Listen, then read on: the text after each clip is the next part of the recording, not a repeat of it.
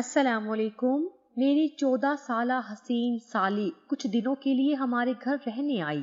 میں جسے بچی سمجھ رہا تھا وہ تو پوری آگ نکلی۔ میری بیوی ہسپتال میں اپنی ماں کے ساتھ داخل تھی، اسی لیے میری ساس رات کو میری سالی کو میرے پاس چھوڑ گئی۔ میں نے اسے بچی سمجھ کر اپنے ساتھ سلا لیا کہ کہیں وہ نئے گھر میں ڈر نہ جائے، لیکن اس نے تو آدھی رات کو میرے ساتھ ہی بیڈ پر رات کے 12 بجے کے قریب میرے کمرے کے دروازے پر دستک ہوئی تو میں جان گیا کہ میری سالی ندا ہی ہوگی، کیونکہ وہ اس وقت پورے گھر میں اکیلی تھی اور وہ پہلی دفعہ ہمارے گھر رہنے کے لیے آئی تھی، تو شاید اسے رات کے اس پہر ڈر لگ رہا تھا۔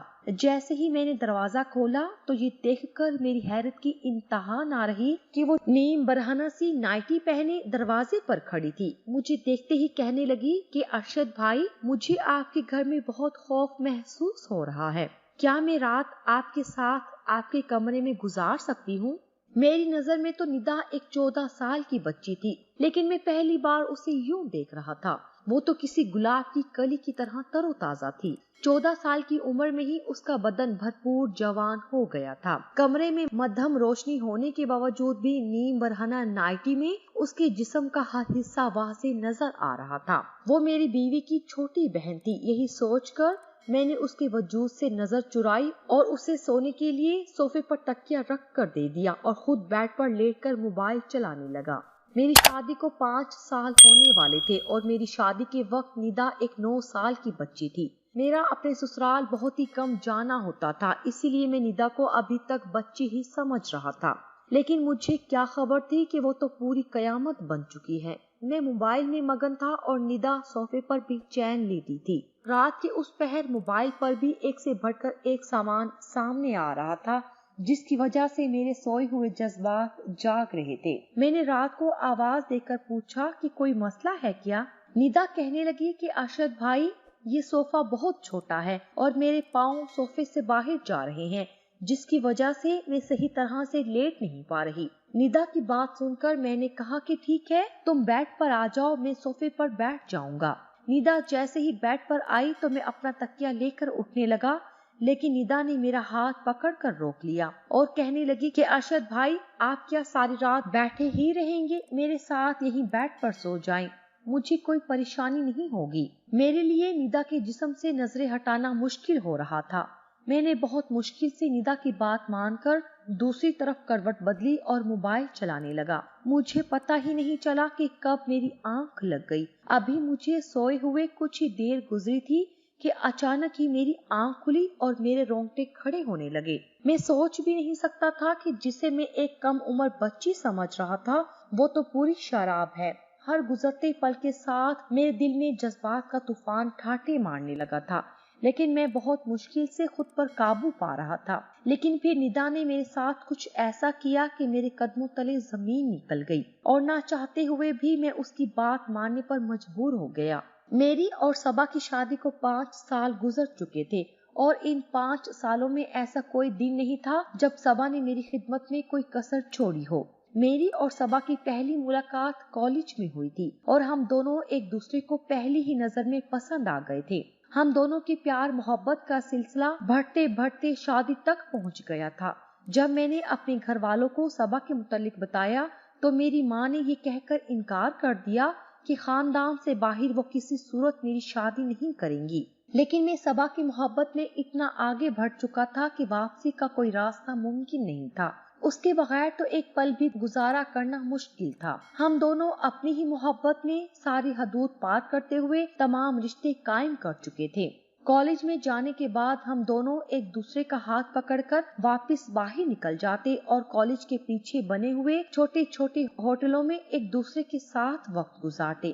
میں نے اپنی ماں کو منانے کی بہت کوشش کی، لیکن وہ کسی بھی صورت میں اس شادی کے لیے راضی نہ ہوئی اور میں نے صبا کے ساتھ بھاگ کر شادی کر لی۔ جب میرے ماں باپ کو اس بارے میں علم ہوا تو انہوں نے مجھے گھر سے ہی نکال دیا، کیونکہ میں کوئی نوکری نہیں کرتا تھا اور نہ ہی میری کوئی کمائی تھی۔ اور جب صبا کے گھر والوں کو اس بارے میں پتا چلا تو وہ بھی ہماری شادی کے خلاف ہو گئی، اور وجہ یہی تھی کہ میں کچھ بھی نہیں کماتا تھا۔ بہت مشکل سے میں نے صبا کے گھر والوں کو راضی کیا، لیکن صبا کے گھر والوں نے ہم سے ملنا جلنا ختم کر دیا تھا۔ काफी अरसे तक मैं और सबा फाकों वाली जिंदगी गुजारते रहे, लेकिन जैसे ही मेरी नौकरी लगी और मेरे हालात कुछ बेहतर हुए तो सबा ने अपने घर वालों से मिलना जुलना शुरू कर दिया।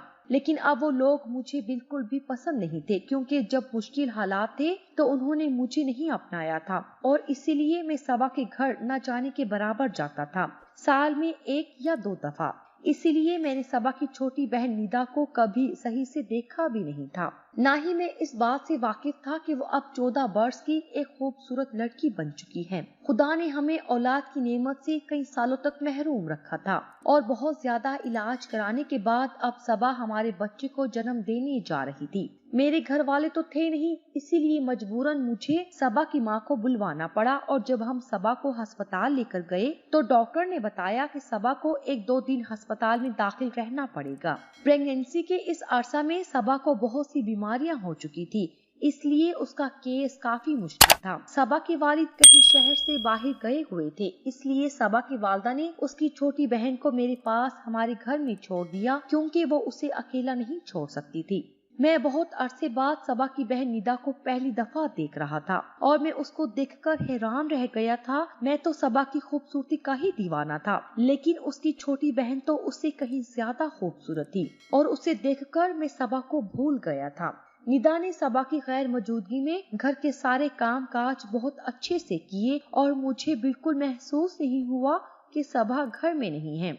उसने सारे घर को सलीके से साफ सुथरा करके सोने की तैयारी शुरू की तो मैं भी अपने कमरे में चला आया, लेकिन थोड़ी ही देर बाद जब कमरे के दरवाजे पर दस्तक हुई तो मैं जान गया कि निदा आई है। शायद उसे किसी चीज की जरूरत थी, लेकिन मैं इस बात से बिल्कुल बेखबर था कि निदा तो कुछ और ही इरादा लेकर आई है। पहले तो वो सोफे पर आराम से बैठ गई और कहने लगी कि मुझे बहुत ज्यादा अकेलेपन में खौफ महसूस हो रहा था, क्योंकि ये घर मेरे लिए बिल्कुल नया है। इसलिए मैंने सोचा कि क्यों ना मैं आपके कमरे में ही रात गुजार लूं। मैंने निदा से कहा कि अच्छा किया जो तुम चली आई, ये तुम्हारा अपना ही घर है, तुम यहाँ आराम से सो सकती हो। लेकिन निदा को यूं नीम बरहना नाइटी में देखकर मेरी नजरें बार बार उसके जिस्म का तवाफ कर रही थी। निदा मेरे चेहरे पर नजरें जमाए बहुत ही तवज्जो से मुझसे बात कर रही थी। वो आहिस्ता आहिस्ता मुझे बता रही थी कि जब उसने मुझे पहली बार देखा था तो मैं पहली ही नजर में उसे बहुत अच्छा लगा था।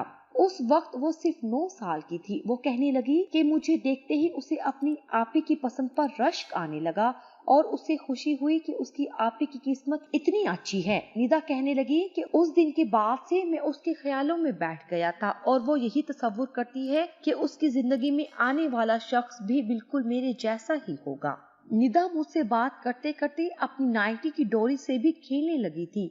वो मुझे कह रही थी कि मेरी बड़ी बड़ी आंखें उसके जहन में हमेशा के लिए बैठ गई थी। वो कहने लगी कि उसने कई मर्तबा अपने अब्बा से मेरे लिए झगड़ा भी किया, क्योंकि वो चाहती थी कि उसके अब्बा मुझे माफ करके हमें अपना लें, क्योंकि वो मुझे दोबारा देखने को बहुत बेचैन थी। मुझसे बातें करते करते वो सोफे पर लेट गई और मैं बहुत मुश्किल से उसे नजरें चुराकर अपने फोन में ध्यान लगाने लगा। कमरे का माहौल अचानक ही बहुत गर्म हो गया था। निदा एक जलती हुई आग थी जो मुझे अंदर तक दहका रही थी। मैं तो उसे एक बच्ची समझ रहा था, लेकिन उसकी जवानी तो किसी को भी दीवाना कर सकती थी। थोड़ी ही देर में वो बेचैनी से करवटें बदलने लगी।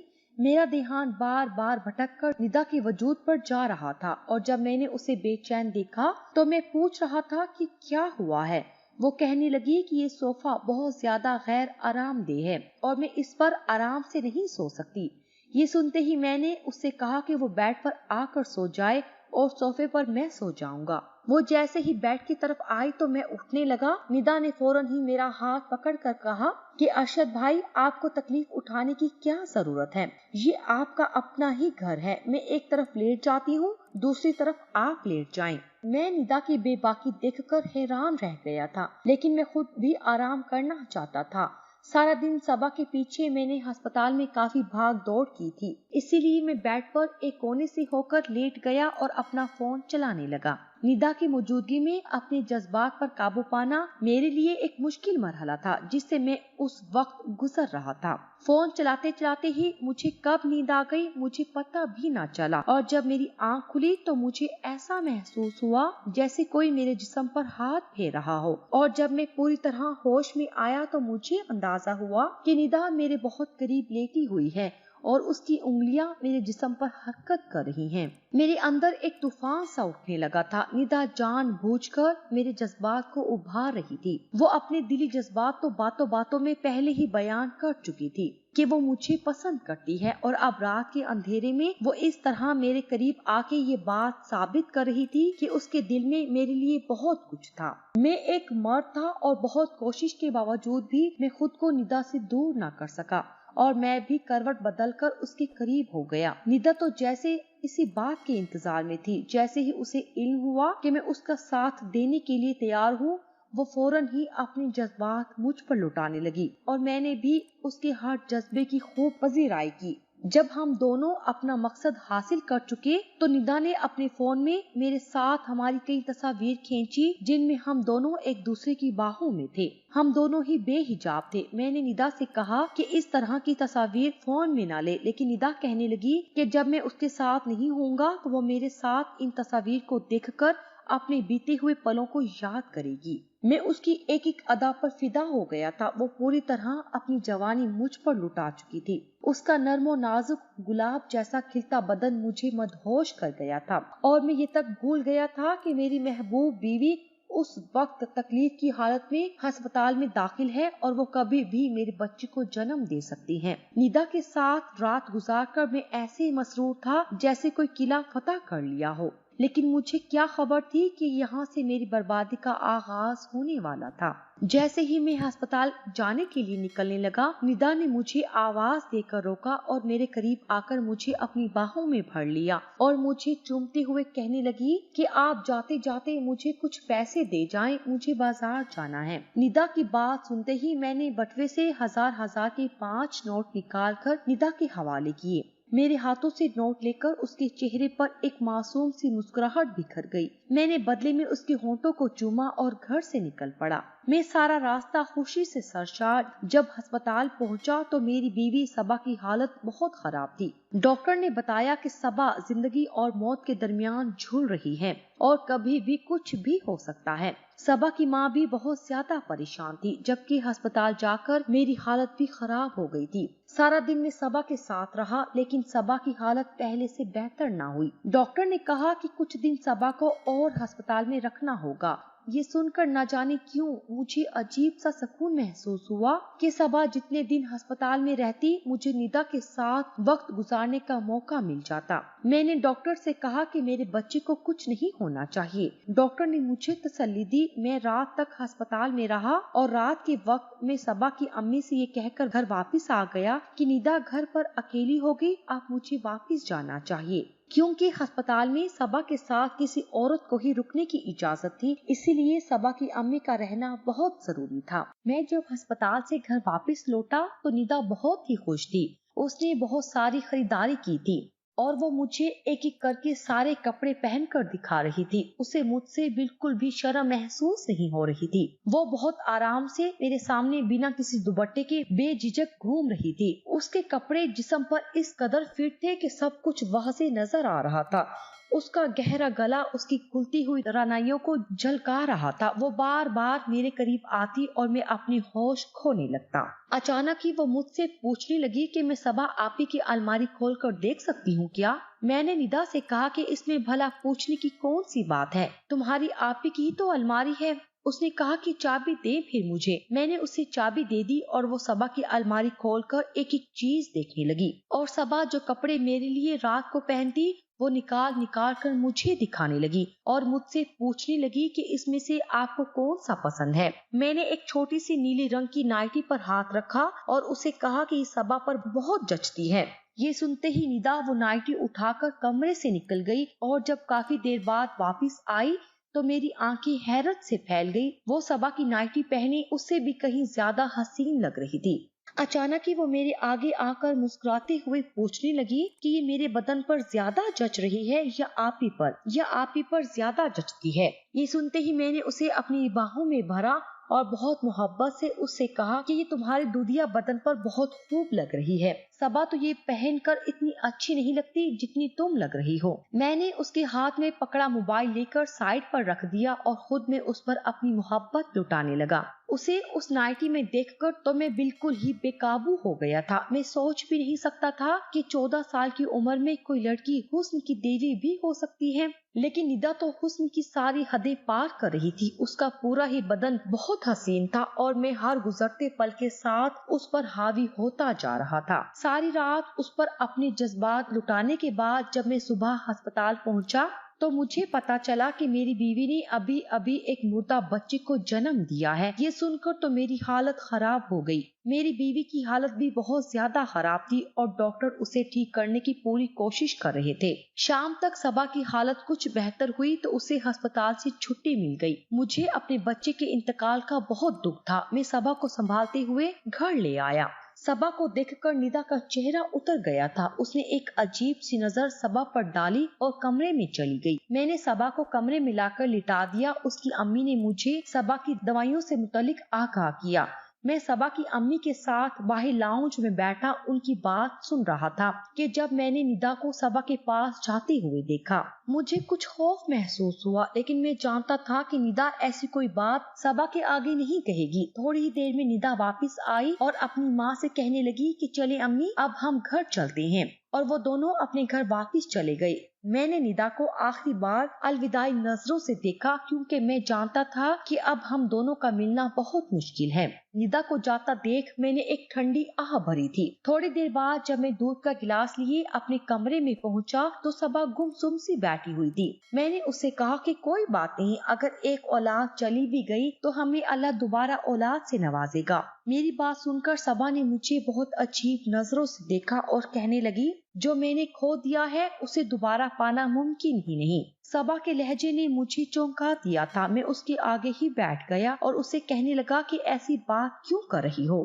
सबा कहने लगी कि निदा मेरी सगी बहन नहीं है, बल्कि वो मेरी फूफो की बेटी है, जिसे फूफो के इंतकाल के बाद अब्बा हमारे घर ले आए थे। लेकिन निदा को बचपन से ही मुझसे बहुत नफरत थी, क्योंकि घर में हर चीज मेरी थी और उसे हर वो चीज चाहिए होती जो मेरे पास होती। अब्बा ने कभी उसे किसी चीज की कमी महसूस न होने दी, लेकिन उसके बावजूद भी वो मुझसे हसद में मुब्तला रही। उसकी नजर हर उस चीज पर होती जो अब्बा मेरे लिए लाते या जिसे मैं पसंद करती। जब मेरी तुमसे शादी हुई तो तुम मेरे घर आना जाना नहीं करते थे और मुझे इस बात की तसल्ली थी कि वो तुम पर अपनी नजरें नहीं जमाएगी। लेकिन मुझे अंदाजा नहीं था कि वो मेरे हसद में इतनी आगे बढ़ चुकी थी कि उसने तुम्हें मुझसे छीनने के लिए वो सब कर दिया जिसके बारे में मैं सोच भी नहीं सकती थी। सबा की आंखों से आंसू बह रहे थे और वो मुझसे कह रही थी कि निदा ने जाने से पहले मुझे वो सारी वीडियो दिखा दी है और सारी तस्वीर भी दिखा दी है जिनमें हम दोनों एक साथ थे।